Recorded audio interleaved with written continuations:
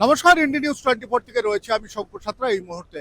তবে একটা কথা বলি যে দেখুন, কাকদ্বীপ সাব ডিভিশন যে চোরাই মালের চোরাই কারবারের একটা বড় করিডোর এবং গুরুত্বপূর্ণ করিডোর, এটা কিন্তু বারবার ধরে বলে এসেছি। গত পরশুদিন হঠাৎ করে কোস্টগার্ড তারা খবর পায় বেশ কিছু ট্রলার, যেগুলো আহ, ওখান থেকে একটু দূরে, তো লুথিয়ান বলে একটি দ্বীপ রয়েছে নামখানা থেকে কিছুটা দূরে, লুথিয়ান দ্বীপের এদিক ওদিকে তারা কিন্তু সন্দেহজনকভাবে ঘোরাঘুরি করছে। আর সেই ঘোরাঘুরি করছে, ঘোরাঘুরি করার ফলে কিন্তু তাদের সন্দেহ হয়, কোস্টগার্ড তাদেরকে থামানোর চেষ্টা করে।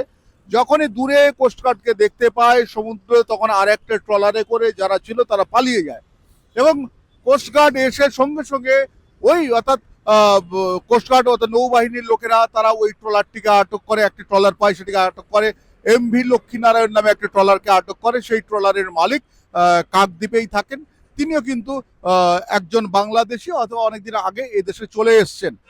সেখানে প্রায় প্রায় আহ, আহ, 2.5 টন মতো সেখানে সুপারি অর্থাৎ সুপারি পাওয়া যায়।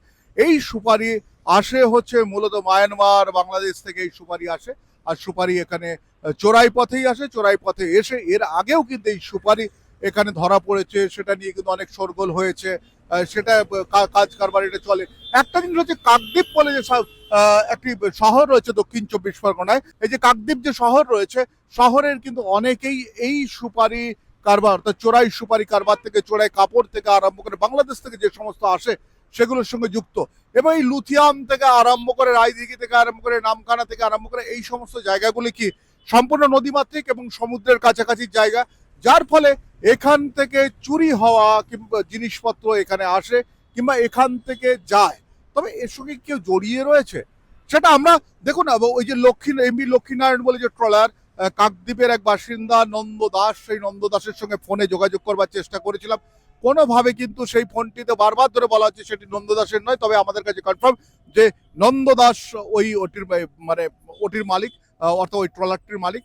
আর এই নন্দ দাস তিনি কিন্তু বাংলাদেশের লোক। এছাড়াও এই কাকদ্বীপে বেশ কিছু লোক রয়েছেন, তারা কিন্তু বাংলাদেশের লোক, তারা অনেকদিন আগে এখানে চলে এসছে। একটা কথাই পরিষ্কার আপনাদেরকে বলি যে কাকদ্বীপে এই রকম প্রচুর রয়েছে যারা আগে বাংলাদেশে ছিলেন, এখনো তাদের বাংলাদেশের লোকজন রয়েছে, তাদের সঙ্গে ইন্টার ট্রানজাকশন এটা চলছেই এবং চোরাই মালপত্র কারবার রয়েছে। তারা কিন্তু বাংলাদেশের চোরাই এজেন্ট এখানে কথা আমাদের দেশে বসে রয়েছে।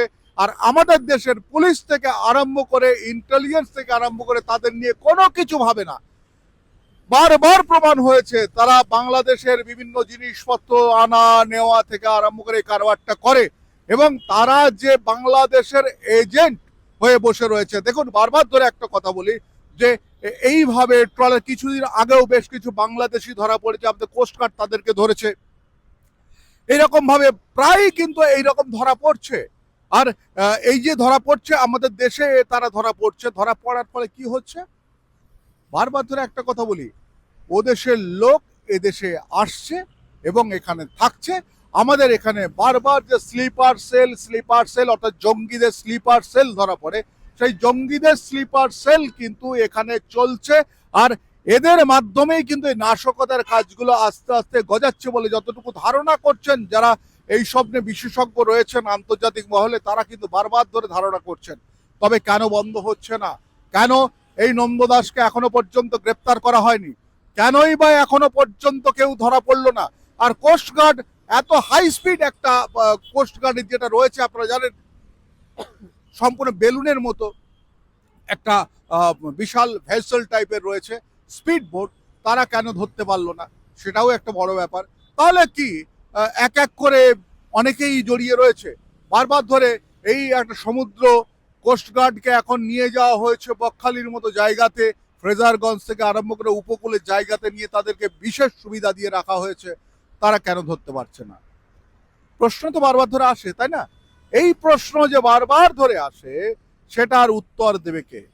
আমাদের দেশে স্লিপার সেল যেগুলো হচ্ছে সেগুলো এই যে এইসব নন্দদাস থেকে আরম্ভ করে যেসব মানুষরা রয়েছে তাদের মাধ্যমে চলছে না তো? এটা নিয়ে কিন্তু বারবার ধরে প্রশ্ন ওঠে। আর সেই প্রশ্নটা নিয়ে কেন নাড়াচাড়া হয় না, কেন এরা গ্রেপ্তার হয় না, কেন এদের অতীতটা খুঁজে দেখা হয় না? আগে ছিলেন বাংলাদেশে, এখন এসছেন এখানে, কেন খুঁজে দেখা হয় না, সেটা নিয়ে বারবার প্রশ্ন।